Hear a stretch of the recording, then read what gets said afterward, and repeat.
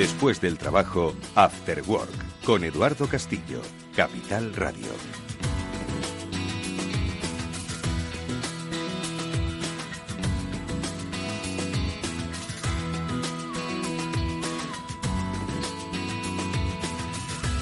Hola, ¿qué tal, amigos? Buenas tardes. Bienvenidos un día más al After Work en Capital Radio, que ya comienza aquí en directo. Hoy este Cyber After Work, como siempre, programa de la ciberseguridad dedicado a la seguridad en las redes, a la seguridad en el mundo digital o a la inseguridad, según se mire, que como siempre pues congrega a los mejores especialistas que tiene nuestro país y que nos ayudan a entender pues cuáles son las problemáticas a las que se enfrentan las compañías de todo tipo, carácter, condición y tamaño en ese mundo conectado, del que sacan, por supuesto, grandes beneficios para crecer, para generar riqueza, generar empleo, pero que también eso les sitúa en una posición de, según se mire, de vulnerabilidad frente a los riesgos que cada día son más elevados, no necesariamente tan sofisticados, pero cada vez sí más frecuentes. Bueno, pues de eso vamos a hablar hoy, y especialmente de la industria sensible. Bueno, la industria es sensible en sí mismo, pero hoy vamos a hablar precisamente del sector industrial y de cómo se puede ver afectada la industria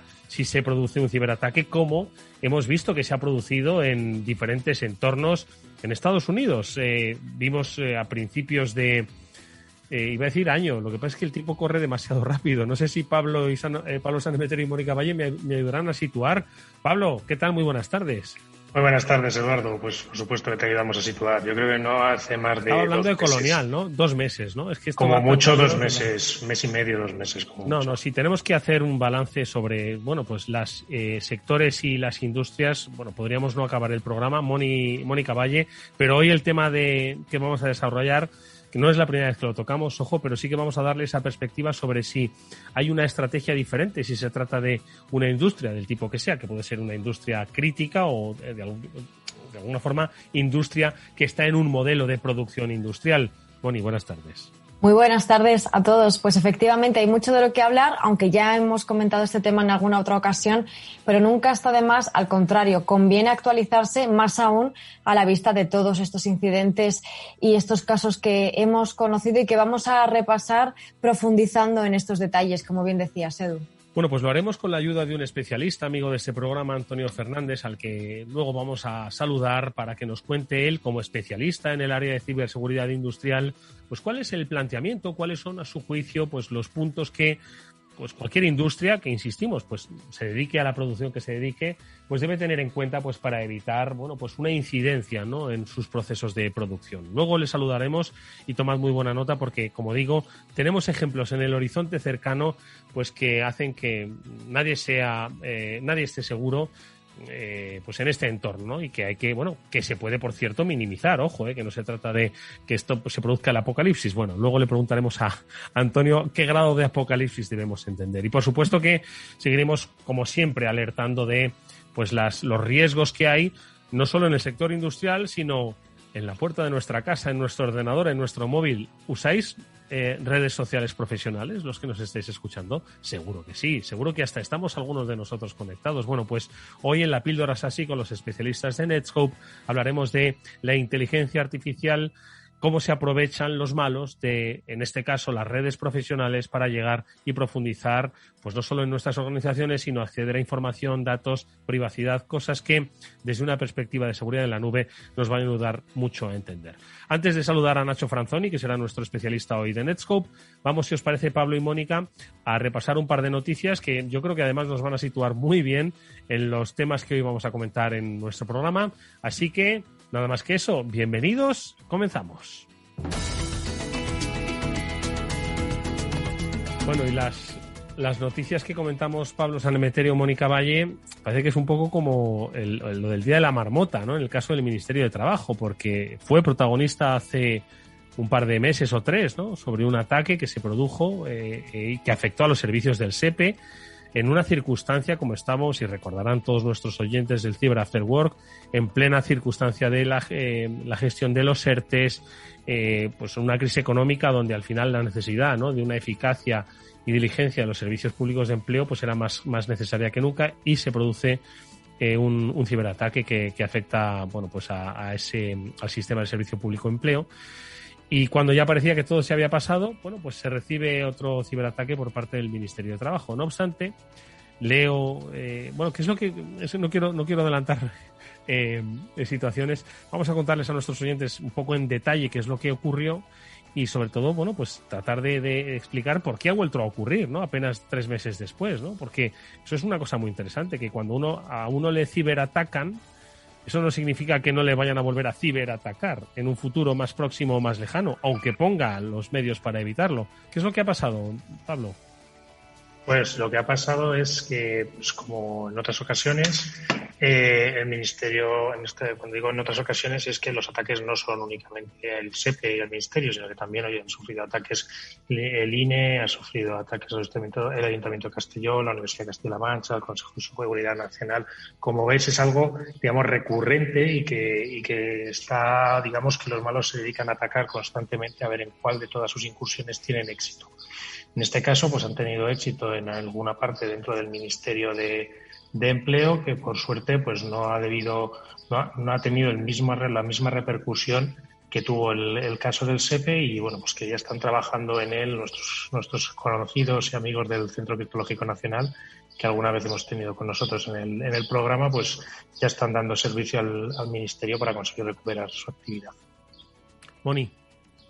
Efectivamente, en este caso, el incidente del mes de marzo, que fue el que afectó al SEPE, fue un ransomware, que ya hemos hablado muchas veces, ¿no? De este tipo de ciberataque, un software malicioso que lo que hace es, una vez que infecta los equipos, cifra la información o bien bloquea el propio equipo a cambio de un rescate económico que, si se paga, se supone que recuperas los datos. Ya hemos hablado aquí del caso del ransomware, de si pagar o no pagar, pero bueno, esta es la imagen, ¿no?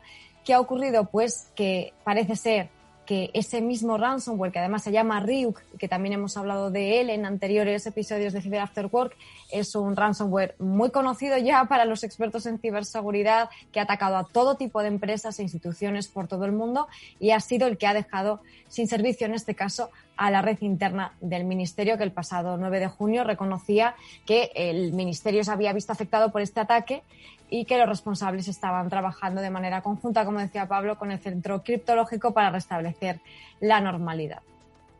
Pero mirad, a mí me llama la atención un apunte, ¿no? Brevemente, que comentemos sobre este segundo ataque, y es que en la cuenta de Twitter del Ministerio expusieron que tras el ciberataque al empleo Gov, ¿no? Que es así como se llama la cuenta, ni la Seguridad Social ni las oficinas de extranjería se han visto afectadas. Dice, la atención se presta con normalidad. La parte de inclusión, aún no separada informáticamente del Ministerio, trabaja con el centro, como dice Mónica, para restablecer la operatividad. Es decir, que estamos hablando de que han entendido que hay compartimentos estancos, que lo que se debe hacer es, bueno, pues hacerlo todo operativo. Eso seguro que luego Nacho Franzoni en cuestiones de la nube nos lo dice, ¿no? Pero que hay que ir separando los en compartimentos estancos, pues para evitar una propagación y que de alguna forma, bueno, pues los impactos sean menores, ¿no? Pablo. Por supuesto, lo que hay que hacer es, como muchas veces se habla, de segmentar la red, es decir, hacer, como tú bien has dicho, compartimentos estancos y que cada una de esas áreas o organizaciones, en caso de que tengan un incidente, no te afecte al resto de zonas o al resto de áreas de una organización, ya sea un ministerio o ya sea una gran empresa. En general, pues es una política que lo que te hace es aislar esas pequeñas zonas.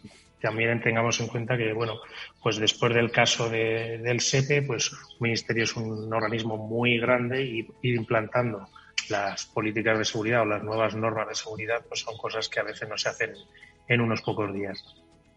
Bueno, pues ahí queda la experiencia del Ministerio de Trabajo. Otro tema que comentamos antes de hablar de nuestra píldora SASI llama mucho la atención igualmente, porque ¿cuántos de vosotros, antes preguntábamos, cuántos de vosotros usáis LinkedIn? ¿Cuántos de vosotros usáis Slack para comunicaros con ese sistema de mensajería entre empresas? Bueno, pues Slack es protagonista de la siguiente noticia, en la que pues nos hemos encontrado con un ataque que exactamente que ha ocurrido. Ha sido en la desarrolladora de videojuegos Electronic Arts. ¿Qué detalles conocemos, Pablo? Pues conocemos que han sido atacada esta conocida firma de videojuegos, Electronic Arts, en la cual, bueno, pues los delincuentes se jactaban en distintos forums, como puede ser Reddit Forums, de haber obtenido ni más ni menos que el código fuente, digamos, de unos juegos estrellas de fútbol. Según distintos medios, pues el ataque lo que hicieron es pagar por una cookie robada o por tener acceso a una cuenta de Slack robada, y a través de esa cuenta de Slack en la cual ya estaban dentro de la organización, pues argumentando un poco de ingeniería social, que muchas veces hemos hablado de cómo las personas puedes ir engañando a otras personas, pues decían que habían perdido el teléfono móvil y le solicitaban un token de acceso a la red corporativa a un técnico de sistemas a través de Slack, y bueno, una vez consiguieron estar dentro de la red de sistemas de Electronic Arts, pues ya simplemente fue ir moviéndose por distintos servidores, descargándose el código fuente, incluso llegaron a algún servidor de compilación con el cual hoy pudieron llegar a enseñar pues el nivel de, digamos, a veces de seguridad o de confiabilidad que se deja en terceras herramientas. En este sentido, pues oye, que un empleado que está desde una cuenta de Slack en general te genera confianza porque no piensas que le han robado la cookie de sesión, y a través de esa conversación, pues como puede ocurrir tanto en Slack como en Teams o como en grupos de Skype, donde más o menos conozcas a todos tus compañeros, digamos que es como una especie de círculo de confianza en el que quizás no se debería confiar tanto y seguir pensando en segundos, terceros factores de autenticación. Mónica. Sí, totalmente de acuerdo con Pablo. Al final yo creo que no se trata de demonizar una herramienta, porque igual que Slack podría haber sido cualquier otra, ¿no? Al final de compartir información, compartir archivos o un WhatsApp empresarial, por decirlo de esta manera, ¿no?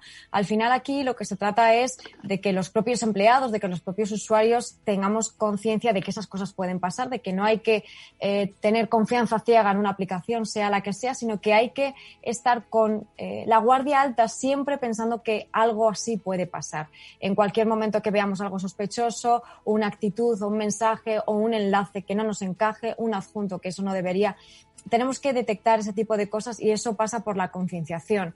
Al final, esto es siempre lo más importante que repetimos, pero es así. Esa formación en ciberseguridad de los usuarios, de los empleados, es lo más importante para que los usuarios sean la última barrera que proteja frente a ese tipo de fallos que pueden ocurrir en Slack o en cualquier otro. Pues de eso precisamente es de lo que vamos a hablar con nuestro amigo Nacho Franzoni en esta píldora SASI que cada semana nos traen los expertos de Netskope.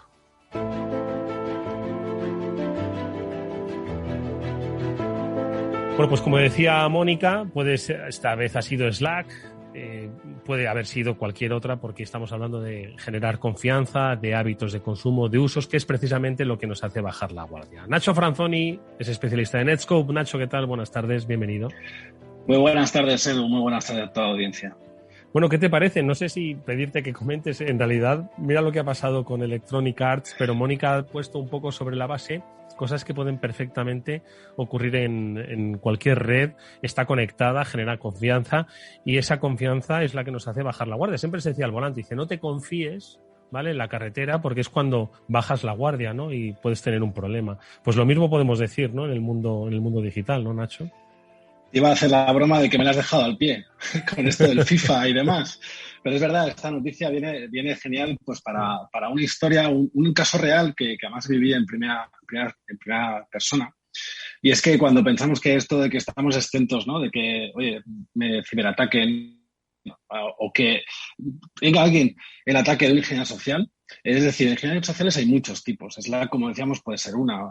De hecho, yo he recibido más de una llamada más de una vez prometiéndome el horario del moro o que acceda o que dé mis credenciales de cuenta bancaria, por ejemplo. Pero sí que es cierto que hace un par de semanas me topé con algo que no me esperaba. Y era que, tú lo has comentado antes, ¿cuál es la red profesional o red social profesional más reputada, ¿no?, la que todos creemos en ella? LinkedIn. Un día, pues aquello de que me conecto, pues mi día a día, de pronto recibo un mensaje de una persona que me ofrece un trabajo, una oferta laboral.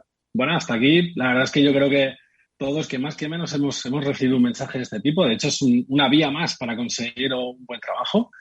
Pero sí que es verdad que yo, de hecho, enseguida noté que era como un copy-paste, ¿no? Es decir, pues un mensaje ya como muy prefabricado, conforme ya de hecho, no le suelo hacer mucho caso, en general ninguno, pero ya menos a esto. Lo que sí donde fallo, y es donde me di cuenta de que algo malo había detrás, era que me decía que mi estado era open to work. Sabéis que en LinkedIn se puede poner esto y es una forma de, oye, estoy abierto a recibir ofertas de trabajo. Claro, yo estoy en Netscope, estoy trabajando, no tengo este tipo de posiciones en LinkedIn. Entonces eso ya dije, bueno, no solo ya no es un copy-paste, sino que además considero que esto es muy raro. Me puse a investigar, evidentemente dentro de la propuesta, aparte de hacer el típico texto, aparte de un link. Y claro, ya os hago la pregunta, es, ¿vosotros os mandan un mensaje con un link en LinkedIn? Sí, de un correo hemos explicado a los usuarios mil veces, 2.000 millones de veces, de que un link en un correo electrónico es muy peligroso. Pero les hemos explicado que cualquier vía de acceso es peligrosa, no solo un correo, sino oye, una red reputada como LinkedIn. Fijaros cómo funciona la ingeniería social. La ingeniería social va de esto, va de conseguir utilizar medios reputados con mensajes muy genéricos y que están seguros que de uno de cada X seguro picarán. Como os decía, haciendo un poco viendo qué hay detrás, después de 2 saltos, os podéis imaginar que recibí mi señor malware, ¿vale? En máquina virtual, todo, vamos, hecho para que no, evidentemente no infectarme realmente, pero sí saber qué es lo que había detrás.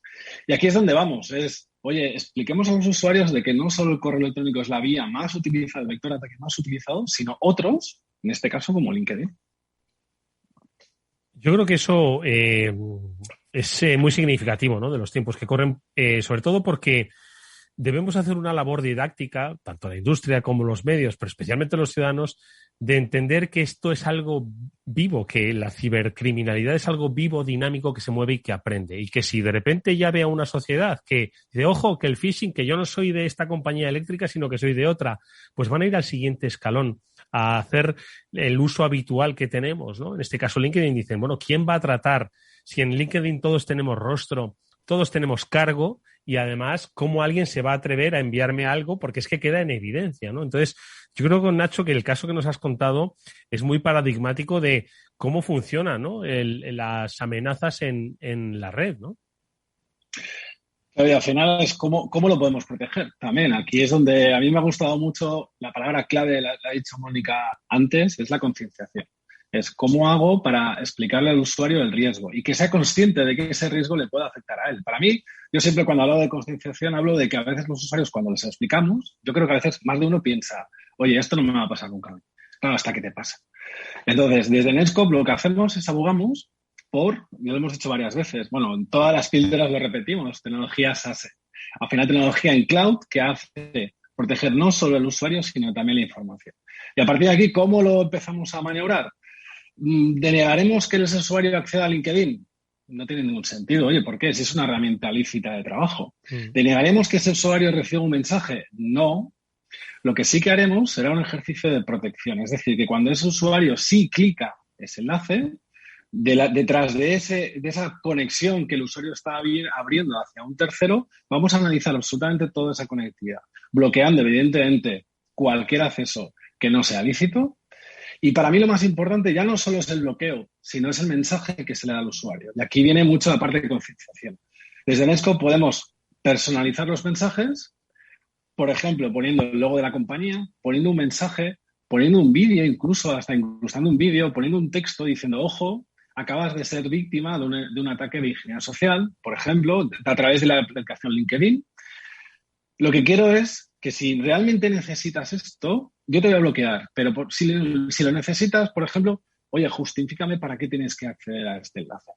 Siempre lo que se premia es eso, no solo es bloqueo, no solo es protección, sino también es educación. Al final, fíjate, estamos hablando de LinkedIn, pero es que lo ha pasado a EA Sports hace una semana con Slack.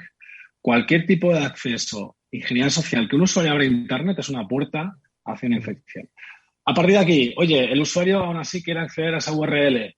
Cuando se descarga el malware, además de los diferentes mecanismos, la estrategia por la que abogamos desde Netscope es la de protección en el cloud. Es decir, toda conexión de bajada, subida que pueda haber de un fichero, sea cual sea, va a ser analizada y bloqueada para, de nuevo, proteger al usuario con su susodicho mensaje diciendo, oye, no solo has picado una vez, has picado 2 y ahora sí que no te voy a dejar continuar y eso sí que lo voy a bloquear. Bueno, pues ahí tenemos cómo la tecnología SaaS y cómo la seguridad desde la nube, pues es, yo digo que un doble factor de vigilancia, ¿no? Ese empleado que por fin entendió que esa factura no era para él o esa lista falsa de despedidos en la empresa tampoco existía, pero sí que confió en un mensaje a través de la red LinkedIn o a través de las redes profesionales cada día más frecuentes en este entorno de teletrabajo. Ojo, pues está bien que se siga vigilando, porque al final los seres humanos siempre vamos a seguir tropezando en la misma piedra y eso no se nos puede reprochar. Pero si podemos ayudarle, como dice Nacho, con un poquito de concienciación y de seguridad en la nube, bueno, pues algo habremos hecho por la evolución del ser humano. Nacho, y sobre todo por su futuro, como siempre, Nacho, es un placer haberte visto en este programa. Gracias por esta recomendación, como siempre, es un placer. Un saludo, Edu, un saludo también, Pablo, Mónica, y a todas las mesías. Hasta muy pronto. Gracias por esa píldora SaaS de Netscope. Si inviertes en bolsa y no conoces XTB, es que muy probablemente estés pagando de más. Atento a esto. Con XTB, comprar o vender acciones y ETFs no tiene ninguna comisión hasta 100.000 euros de valor nominal al mes. ¿Vas a seguir pagando comisiones en tus operaciones? Recuerda que XTB no te cobra comisiones en la compra y venta de acciones al contado y ETFs. ¿Cómo tienes que hacerlo? Entrando en xtb.es, abrir una cuenta online, que es rápido y sencillo, y además con una atención al cliente en castellano y disponible las 24 horas del día. Ya son más de 300.000 clientes los que confían en xtb.es. Riesgo 6 de 6. Este número es indicativo del riesgo del producto, siendo 1 indicativo del menor riesgo y 6 del mayor riesgo. After Work, con Eduardo Castillo.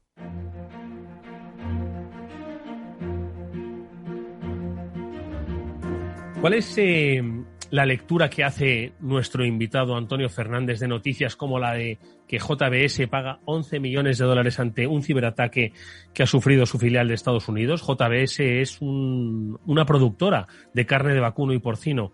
Pagó 11 millones de dólares, apenas unos días que lo confirmó.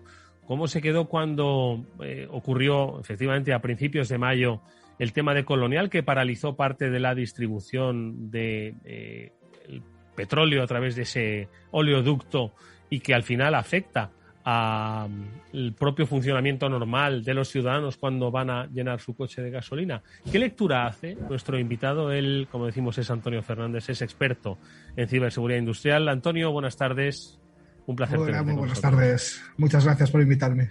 Oye, le pedimos como siempre a Antonio o a Pablo, que es un gran conocedor de las figuras, los expertos y los referentes de la ciberseguridad en España, que nos haga una pequeña semblanza, que ponga a nuestra audiencia en sintonía sobre Antonio Fernández. Pablo. Bueno, pues qué comentar de Antonio. Antonio es un experto en ciberseguridad que lleva un montón de años en el mundillo. Es responsable de seguridad de una importante empresa industrial.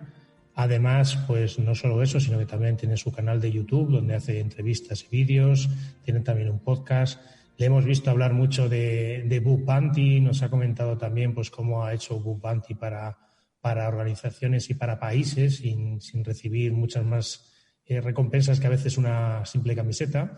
Pero, oye, pues un auténtico experto en ciberseguridad, además con una visión, ya creo que no solo técnica, sino también a nivel de responsable de seguridad, de cuáles pueden ser las claves un poco y los puntos en los que nos tenemos que fijar en estos incidentes que estamos empezando a ver, sobre todo en el mundo de la seguridad industrial, ¿vale? Sin mucho más que comentar, pues eso, como otras tantas. ¿Qué más se puede comentar de Antonio? Talento español en vena. Oye, pues es un placer y de verdad te agradecemos mucho, Antonio, que estés con nosotros. Y venga, respóndeme a la pregunta. ¿Qué lectura haces tú cuando ves esas noticias de JBS, de Colonial, de muchas otras industrias? Pues tristemente cada vez afecta menos, porque si todas las semanas sale una noticia de estas, llega un momento que ya no los que nos dedicamos a esto, sino yo creo que el gran público en general también no le va a dar importancia. Y si el gran público no le da importancia a nosotros tampoco, pues va a seguir ocurriendo y esto realmente es una plaga muy grande. En el caso de JBS y Colonial, pues, concretamente me hace más gracia Colonial, ¿no?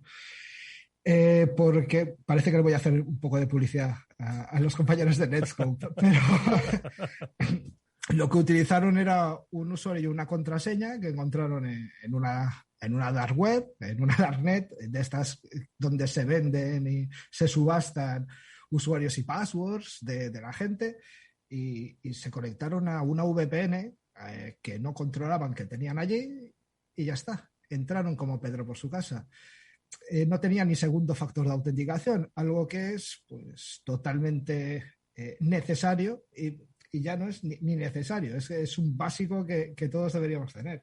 Lo curioso, a mí lo más gracioso de todo, es que 6 días después de que les pasó el incidente, publicaron una oferta de trabajo que buscaban un responsable de ciberseguridad. Entonces, no sé si les pilló en un cambio o es que no tenían, que eso sería bastante más grave. O sea. Madre mía. Igual el que estaba tenía que buscar nuevo trabajo. Y al final, Antonio, bueno, muchas gracias por estar con nosotros, un verdadero placer. ¿Dónde crees que ha estado el fallo aquí? Imagino que es una cadena de acontecimientos, pero en el caso, por ejemplo, de Colonial, un fallo en la estrategia de ciberseguridad, de concienciación. ¿Qué es lo que ha podido ser el detonante, en tu opinión? Pues un poco de todo. Si me pongo en la parte de responsables de seguridad, sin conocerlo, había una falta de presupuesto, seguro. Pero lo hablabais al principio, en entornos IT, la segmentación. La segmentación en el mundo OT, que es las tecnologías operacionales, como se llama estas cosas de fábricas, es desconocido. No es desconocido, es que no lo aplica. Y esto tiene detrás una explicación. Es porque los ciclos de renovación de toda la vida, de toda la historia en industria, pues pueden ser de hasta 30, 40 años. Tú cuando haces un desembolso por una máquina, que son varios millones, te viene con un software.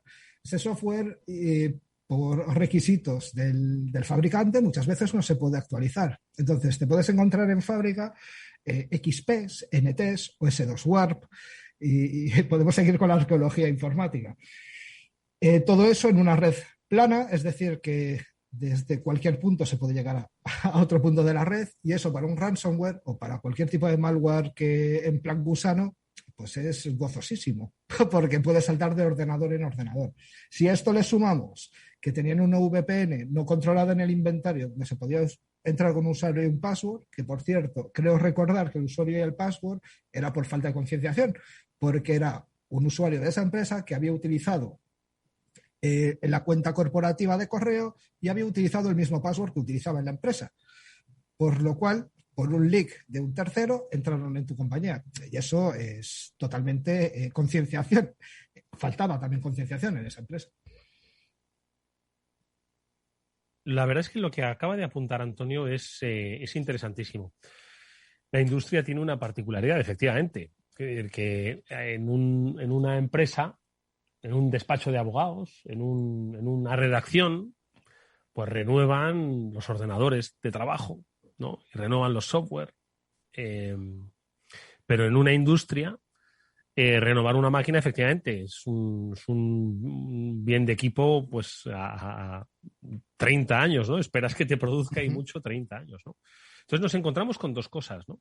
Uno de ellos, pues que hay cierta, decir obsolescencia, ¿no? Pero sí, en fin, prehistoria, ¿no? En los software que controlan eso y que efectivamente los hacen, bueno, pues totalmente vulnerables. Y dos, por el hecho de que sean quizás más modernas y estén más actualizadas, no dejan de tener el mismo riesgo, porque al final estamos hablando de IoTs, ¿no?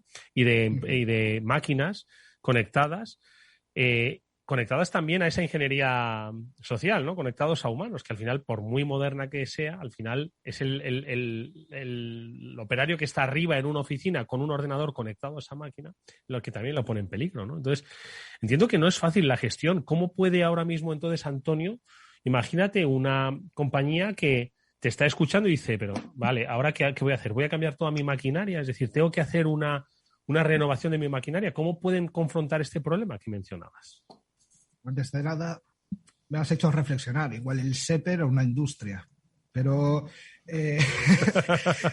Sí, es cierto. Pues mira, ha salido recientemente una guía para sistemas OT del OCC, de la Oficina Cibernética... bueno, no sé, no me acuerdo muy bien qué significan las siglas, pero es del Ministerio de Interior. En esa guía pues te dan pues los pasos que debería seguir en la gobernanza de la ciberseguridad. Si nos ponemos técnicos, pues vamos a los básicos. Los básicos sería segmentar totalmente la parte de la industria de la parte IT. No debería haber comunicación o las mínimas comunicaciones. Ahora entraremos en integración OT-IT. Segmentar una vez dentro cada una de las áreas donde los ordenadores en sí no todos tienen que conectar con todos, ¿vale? Si tú estás al lado de una prensa, hay unos ordenadores para esa prensa, ¿vale? Pues ya está. Cierras eso y solo esos ordenadores haces pequeñas islas y luego, pues a través de firewall los conectas todos. Hay antivirus para Windows XP. Hay determinados vendors que venden versiones OT para, con listas blancas, permitir que solo determinadas cosas se conecten o se ejecuten.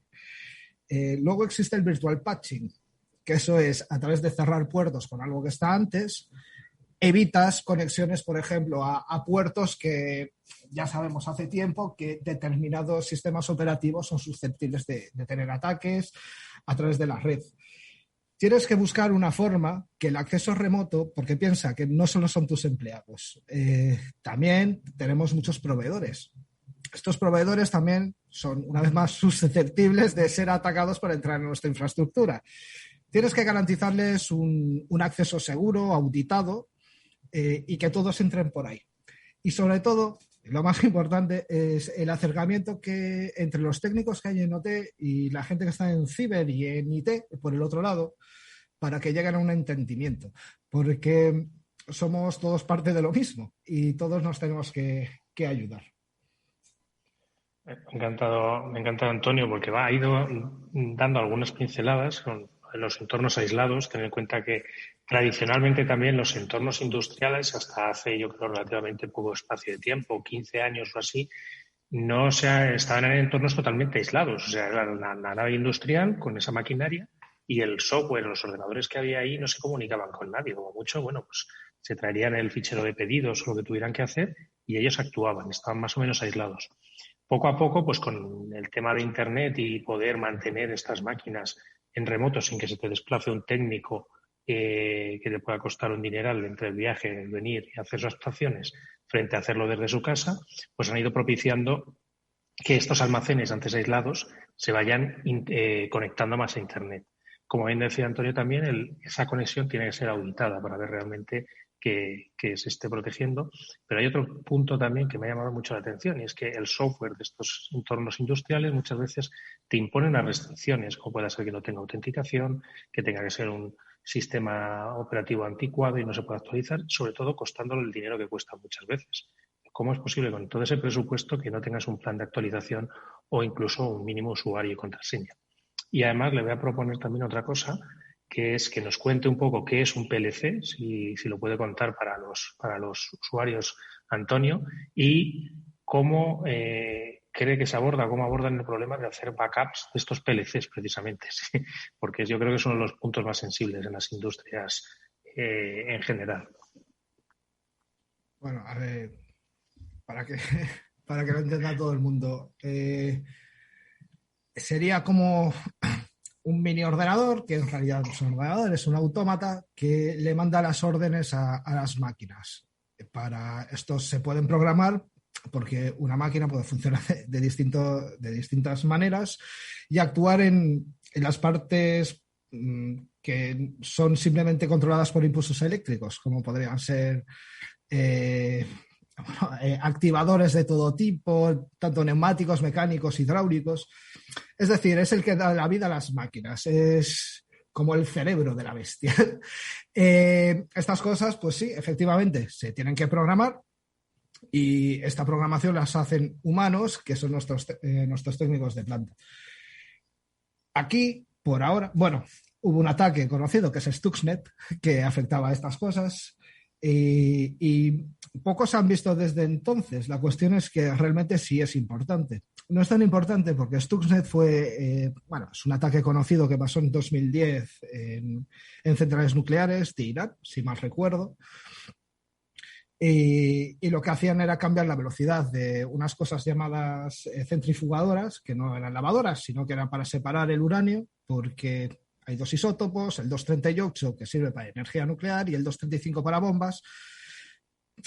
Dan vueltas, el 235 se queda en el centro, entonces los acaban. Pues algún país que desconocemos quién es, pero yo creo que es Estados Unidos, dijo: no me gusta que este país haga bombas, por lo cual se cargaron acelerando y decelerando estas centrifugadoras. Sin llegar a este tipo de disrupción, realmente, si quieres hacer daño, y no quiero dar ideas, con cambiar muy poquito, por ejemplo, el grosor de algo que produzcas o algo así, cuando se dé cuenta la gente y envíe todos los paquetes, las toneladas que tenga que enviar, es demasiado tarde, has hecho una pérdida a la empresa considerable.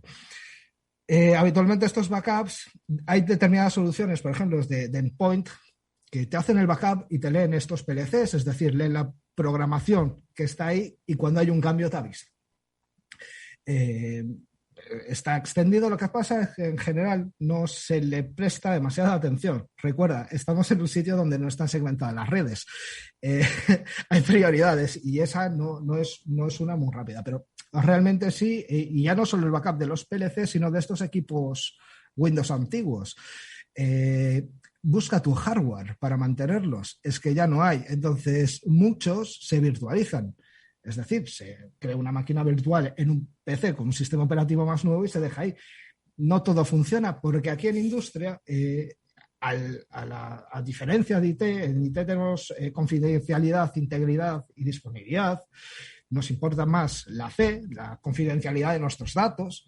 En industria lo que prima es al revés, es la disponibilidad. La confidencialidad de los paquetes no nos importa tanto. Entonces, estos equipos suelen trabajar en tiempo real, en real time. Cuando virtualizas algo, eso se pierde. Hay muchas dificultades ya solo de mantener equipos antiguos buscando en desguaces, por decirlo así, para hacer estas cosas. ¿Cómo haces el backup de todo esto? Si está virtualizado, lo sé. Si no está virtualizado, se nos complica.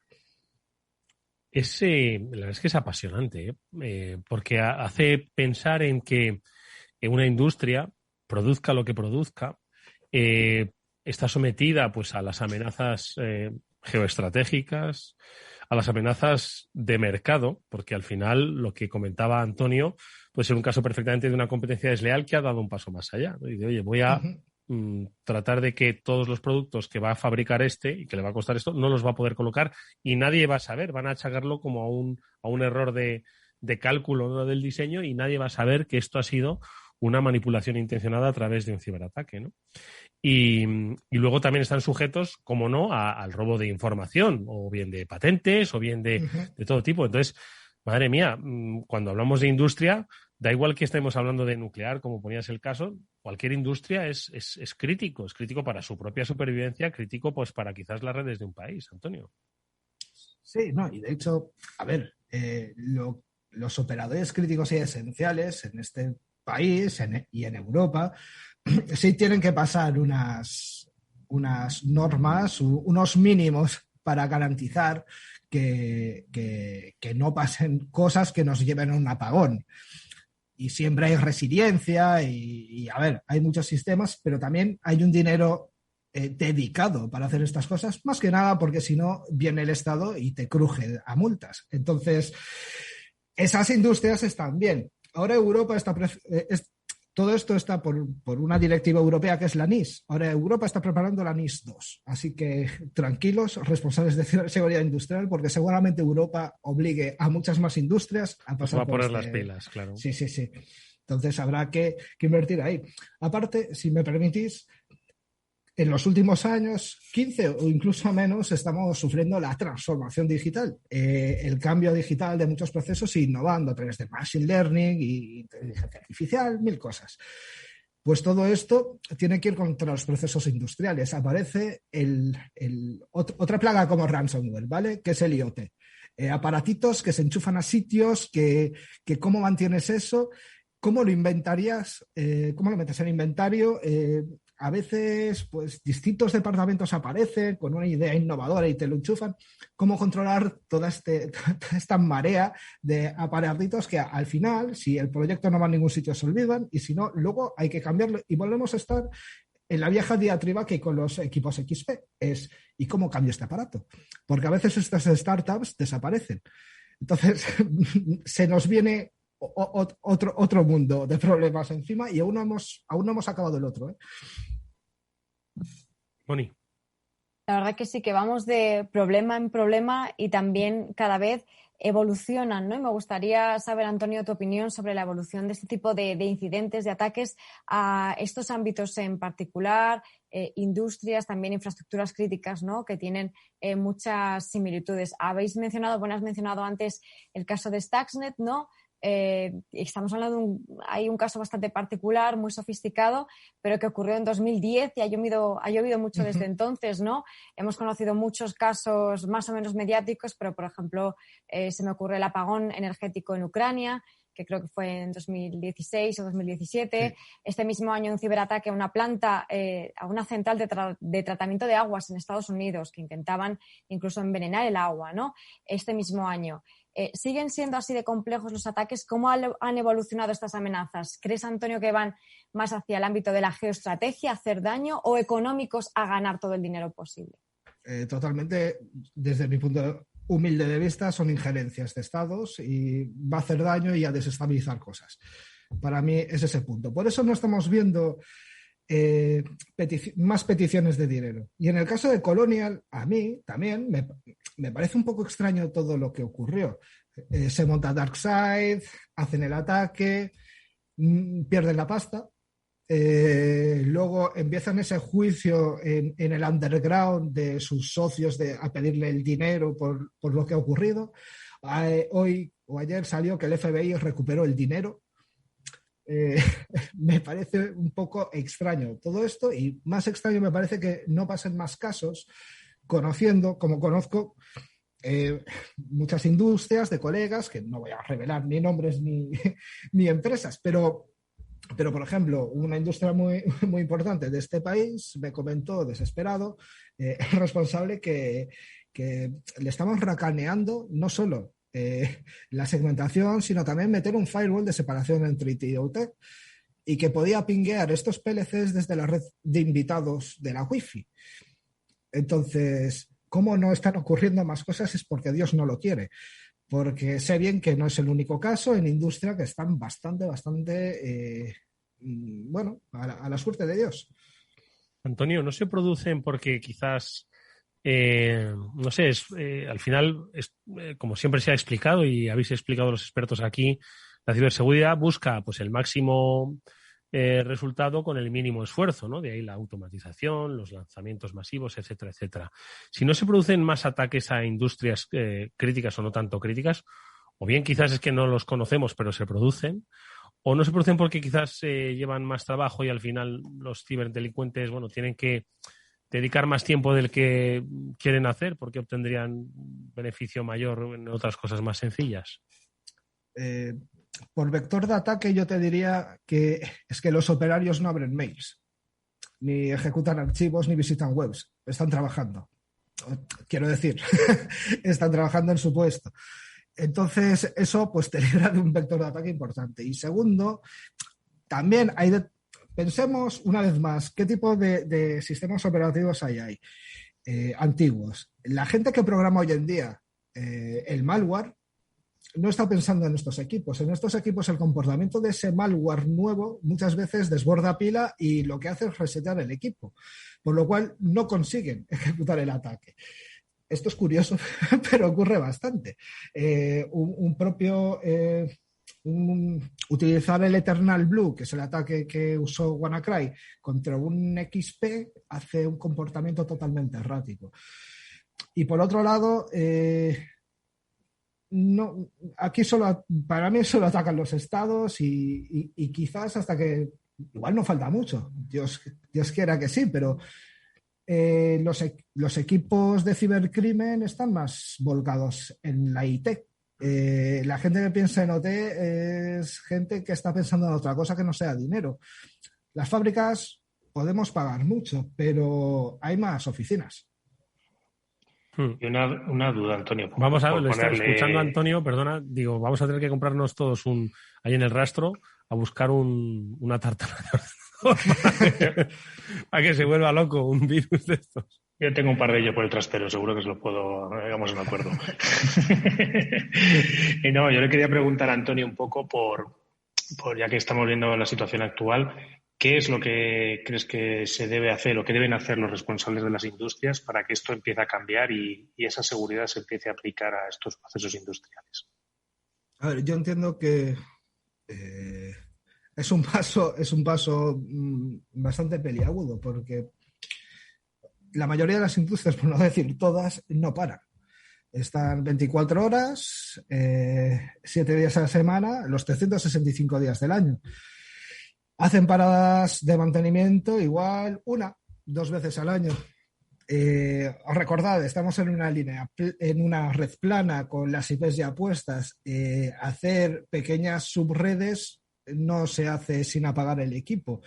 Esto es muy complejo. Entonces, como siempre hay otras cosas en que meter el dinero, pues en Galicia decimos mucho el malo será, siempre le pasa a otro. Sin embargo, hasta que te ocurre. Yo les animaría a leer la guía de controles OT y poco a poco ir aplicando, porque o si están abriendo una nueva fábrica, que piensen en la seguridad por el diseño desde el principio. Yo entiendo, y hay mucha gente que se le llena la boca con no, esto en una fábrica hay que hacerse así por el sistema Purdue, que es uno que utilizamos mucho. No sé, sí, que está muy bien. O sea, sobre el PowerPoint se sostiene cualquier tipo de idea. Pero llevarlo a la práctica de un sitio que está constantemente en funcionamiento es muy difícil hacer cualquier tipo de acción. Y sobre todo, si no se busca el apoyo de la dirección, de la propiedad, de la gente que realmente, del accionariado, de la gente que realmente vive de esto. Porque igual merece la pena parar en una de estas paradas, ir poco a poco, ir cambiando todo. Sí es cierto que, y yo lo dije una vez y me echaron la bronca, pero un WannaCry de vez en cuando no viene mal para animar a la gente a tomar decisiones. Entonces, Colonial me parece que sonó muy poco en el mundo industrial como para motivar a la gente. Y yo creo que es por lo que dije al principio, ya estamos como quemados de escuchar este tipo de cosas.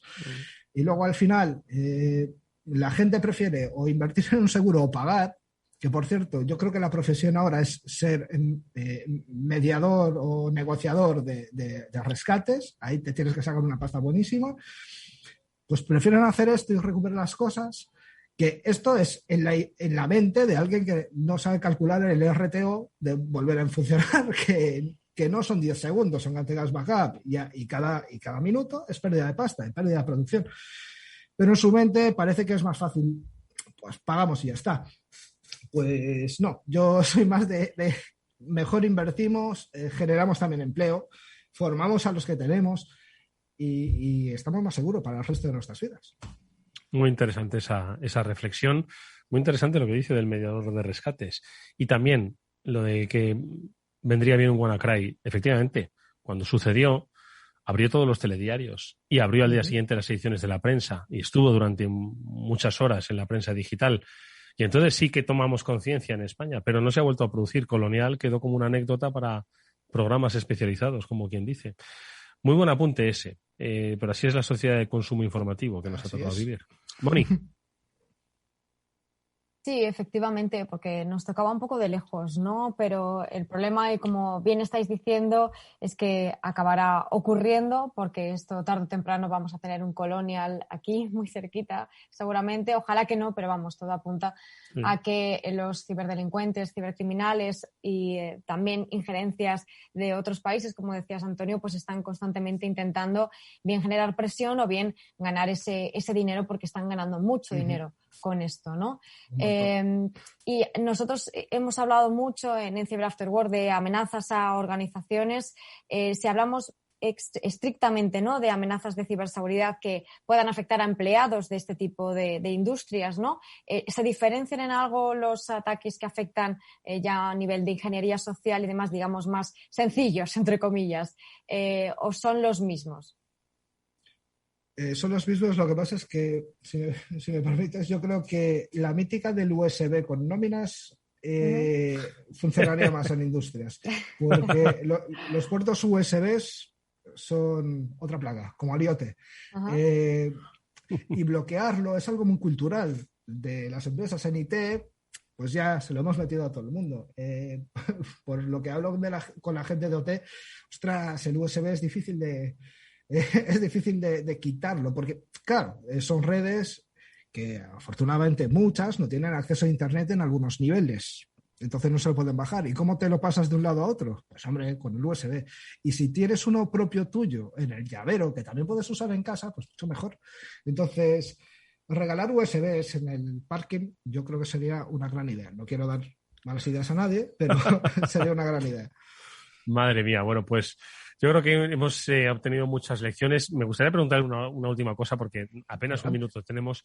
Antonio, yo creo que también una de las cuestiones de una industria es cuando decíamos de compartimentar, ¿no? Entender dónde está el valor de tu negocio, dónde está en el funcionamiento de las máquinas o en la lista del número de pedidos que te han hecho los proveedores para poder encargarlas en las máquinas, porque ambas cosas son susceptibles de ser robadas, bloqueadas. Entiendo que descubre el valor, ayúdate a descubrir el valor de tu negocio, que igual no solo está en la producción diaria, ¿no? Totalmente. Está en lo que produces. Entonces también todo esto que decimos tiene que ir acompañando al negocio. No me gusta decirlo, me siento súper mal, me siento sucio decir alineado con el negocio, pero te tienes que alinear con el negocio y también de esa manera igual te dan más cosas para hacerlo bien. No puede ser un stopper. Muchas veces el no al no es como lo de escuchar ciberataques. Cansa y luego la gente se busca la vida por su lado y ahí sí que te ponen en un riesgo importante. Pues creo que ha sido, como digo, interesantísimo lo que Antonio Fernández hoy ha compartido con todos nosotros, con todos vosotros, audiencia del Cyber After Work. Me gusta lo que ha dicho último de ser un stopper. Creo que cada noticia de ciberataque que se produzca vamos a nominar al stopper del mes, ¿vale? Porque eso significa que alguien que dijo no, y ahí están las consecuencias. No, sin bromas, Antonio Fernández, ha sido un placer escucharte. Ojalá vuelvas pronto por este programa. Espero que industrias y no industrias o empresas que son industrias, aunque todavía no lo saben, entiendan cuál es la importancia que se están jugando con el tema de la ciberseguridad. Muchas gracias, mucha suerte y hasta muy pronto. Muchas gracias a vosotros, un placer. Pablo y Mónica, nosotros nos despedimos. Ha sido genial escuchar a Antonio y que comparta su experiencia y conocimientos, sin lugar a dudas, ¿verdad? Sin lugar a dudas. Qué mejor testimonio que un responsable de seguridad de un entorno industrial contándonos pues un poco lo que pasa en el día a día en el entorno industrial y cómo es necesario más presupuesto para prevenir este tipo de ataques. Moni, rápidamente, que nos vamos. La verdad que sí, es un tema interesantísimo y hay que abrir los ojos y hay que estar atentos siempre a todo, en cualquier entorno. Gracias, Pablo y Mónica. Nos vemos, amigos, el próximo lunes en el Cyber After Work. Mañana en el After Work, como siempre, hablando de economía. Adiós, adiós.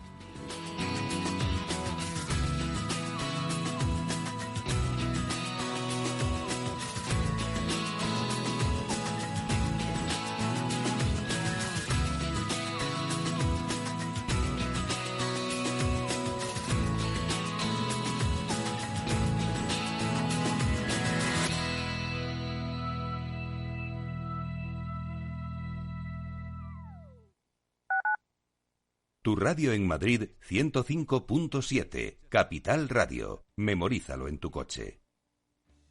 Gráficas Naciones. Más de 50 años de experiencia en el sector de las artes gráficas. Apostamos por la última tecnología tanto en impresión offset como en digital y gran formato. Realizamos todo tipo de impresión. Tarjetas de visita, folletos, libros, vinilos, decoración y montaje de stands. Más información en el 91 629 2145 o en gráficasnaciones.es. Atalayar vuelve a Capital Radio todos los lunes a las 10 de la noche. El espacio de análisis sobre la actualidad internacional regresa con los grandes asuntos que son noticia en el mundo. Un programa de referencia para comprender lo que ocurre en el contexto global, por qué ocurre y cuándo ocurre. Atalayar en Capital Radio con Víctor Arribas. Los lunes a las 10 de la noche. Capital Radio. Siente la economía.